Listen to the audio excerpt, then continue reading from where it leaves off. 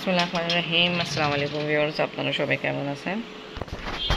আশা করি খুব ভালো আছেন। আমি আলহামদুলিল্লাহ ভালো আছি। আজকে সকালবেলা থেকে খুব সুন্দর বৃষ্টি হচ্ছে। আজকে ভালোই বৃষ্টি হয়েছে। দেখে নিন, আমাদের সিঁড়িতে পানি আসছে।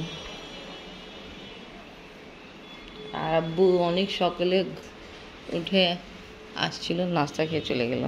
আব্বু ভাবতেছিল আজকে আফরিনের পরীক্ষা, ওঠেনি। আমি বলি না, আজকে পরীক্ষা না।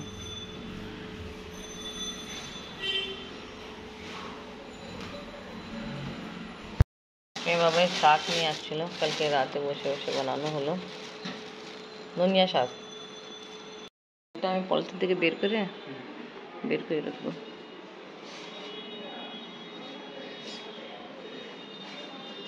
এখন তো বৃষ্টি বন্ধ, ভালো। আল্লাহ হাফেজ।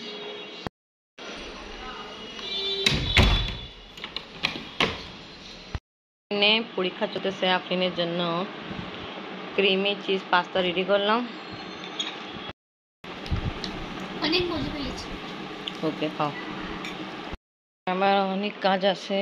মাংস নিয়ে আসা হলো, এখন আমি ধনিয়া শাক দিয়ে রান্না করব। শাক রাতেই বানানো হলো, তা অনেক দিন পরে আজকে শাক খাওয়া হবে। আফরিনে অনেক দিন থেকে ইচ্ছা ছিল শাক খাবে, তা ভালো কালকেও বাবা এক জায়গা থেকে পেয়ে তারপরে নিয়ে আসছে। ধনিয়া শাক রান্না করার জন্য মাংস আগে আমি সিদ্ধ করে ফেলছি। পেঁয়াজ লাইট ব্রাউন করে আমি মাংস সিদ্ধ করে দিয়েছিলাম, এটা আমি অ্যাড করে ফেলছি। সাথে লাল মরিচ গুঁড়া, লবণ, জিরা গুঁড়া, গরম মশলা দিয়ে দিলাম। আর এখন দিব একটু টমেটো, আদা রসুন পেস্টও দিয়ে দিলাম। টমেটো দিয়ে এখন মশলা ভালো করে কষাবো, তারপরে শাককে ভালো করে ওয়াশ করতে হবে।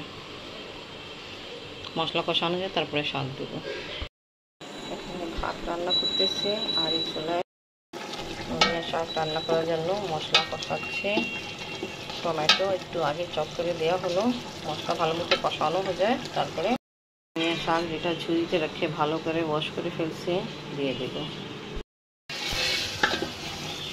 মশলা দেখাই যাচ্ছে ভালো মতো কষানো হয়ে গেছে। এখন আমি শাক দিয়ে দিই, যেটা আমি ভালো করে ওয়াশ করে রাখছি।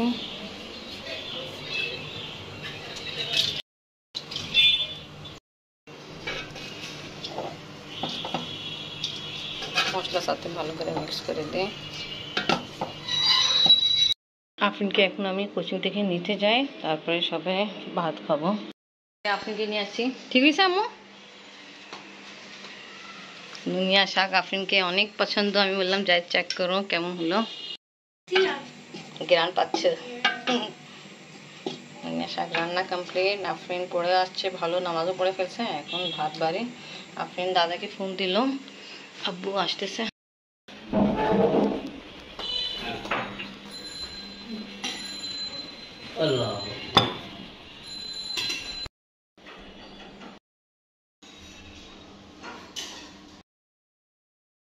আমাদের খাওয়া দাওয়া কমপ্লিট, আর এখন আসলো আফরিনের বাবা। হ্যাঁ আলহামদুলিল্লাহ, আপনি ভালো আছেন? হ্যাঁ ভালো। আব্বা জিজ্ঞেস করো শাক কেমন ছিল। অনেক ওয়ান্ডারফুল, ভেরি নাইস শাক। आफ्टर क्वार्टर सेंचुरी के बाद हमने खाया है, 25 years before। পাকিস্তানে এনি খুব কমই এটা রান্না হয়েছে। না দেখা যায় না তো। হ্যাঁ দেখা যায় না তো, এখানেই তো দেখা যায় কি ডাকাইয়ারা খায় বেশিরভাগ। হ্যাঁ আনোয়ার ভাই নিয়ে আসতো। অনেক মেহনত ছিল, ভেরি লেবার। এটা আমাদের দেশের গ্রামের মানুষ ছিল না তো এই শাক। হ্যাঁ অনেক মানুষ চিনেই না এই শাক। ঢাকায় যারা তারাই চিনে এই শাক। আচ্ছা আপনি ফ্রেশ হয়ে আসেন, তারপর খাওয়া দাওয়া করেন। খাওয়া দাওয়া করতে তারপর যাচ্ছে এক জায়গায় ঘুরতে।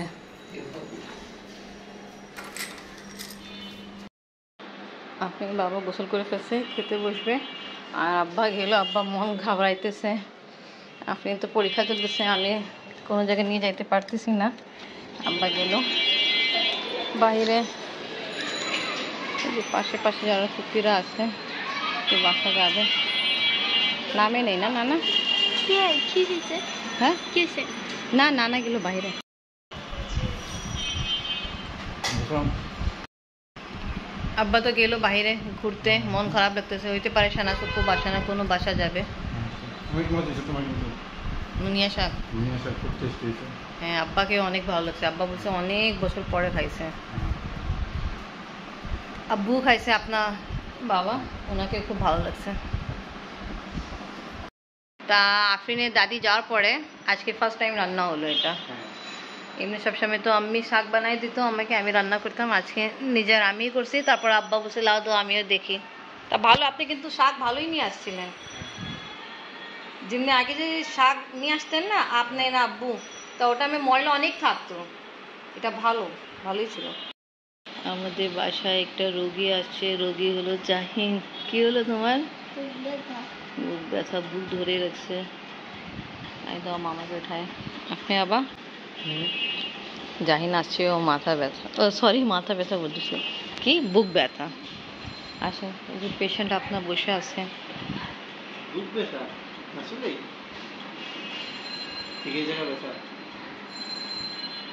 উপরে খাওয়া দাওয়া করো না ঠিক মতো? কি খাইছো? কি খাইছো? ভাজা পোড়া এগুলো কিছু খাওয়া হয়েছে নাকি? আপনার চশমা। ভাজা পোড়া কিছু খাইছি নাকি? নুডলস খাইছি খিচুড়ি খাওয়ার আগে। বাইরে কোনো খাবার খাইছি না? না, বাথরুম করছো? হ্যাঁ, গ্যাস ওষুধ খাইছো? এখনো ব্যথা করতেছে? আরে তুমি ঠিক মতো বসো। ব্যথা পাওনি তো? ব্যথা পাওনি তো? না, একদিন ক্লাস করে চলে মুখে খুশি মারছিল। ও এখানে আসছিল। তা তখন থেকে ব্যথা ওঠে? তখন থেকে ওহো, মাঝে মাঝে। আচ্ছা, আপাতত গ্যাস ওষুধ খাওয়ানি, ওষুধ রেখে দেবো। হুম, আপনার পরীক্ষা শুরু? হ্যাঁ পরীক্ষা শুরু, আর 5টা পরীক্ষা হয়ে গেল, 4টা সরি। আমার কালকে পরীক্ষা।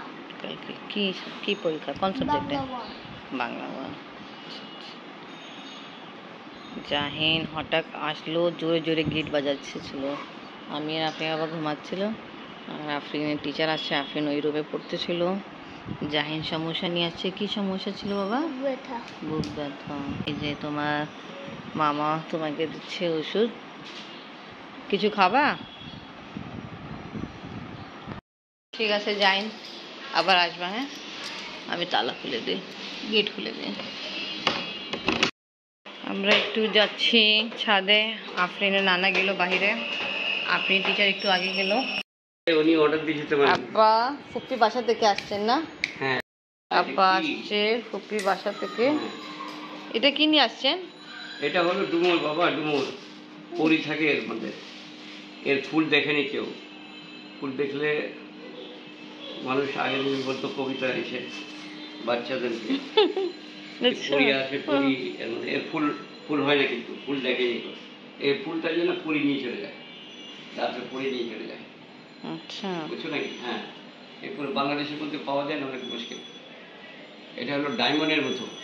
শুনছেন আপনি আব্বা? আব্বা কি বললো, ওই যে কি একটা ফল না, না ওই সবজি না, ডুমার।